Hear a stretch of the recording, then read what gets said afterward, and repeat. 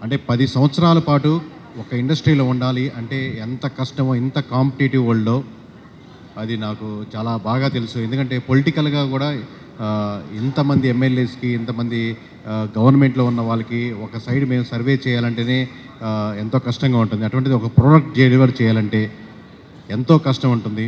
So ఆ కష్టాలన్నీ దాటుకొని ఖచ్చితంగా ఈ స్టేజ్‌కి 10 సంవత్సరాలు కంప్లీట్ చేసుకున్నందుకు ఖచ్చితంగా ధన్యవాదాలండి.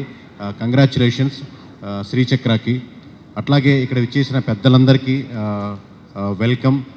మన అర్జునుడు అలాగే ఏకలవ్యుడు ఇద్దరు ఇక్కడే ఉన్నారు. So hearty welcome. Thank you very much అండి. అలాగే ఇంకా ముందు కూడా మీకు ఇలాగే నిజాయితీగా వీళ్ళు స్వచ్ఛంగా ఎలా పాలు అందిస్తున్నారో నా తరపు నుంచి కూడా నిజాయితీగా చేస్తారని, మనం చెప్పినోడే గెలవాలా, చెప్పనోడు ఓడాలా, ఇదే విధంగా ఉంటానని మీకు మాటిస్తున్నాను. Thank you.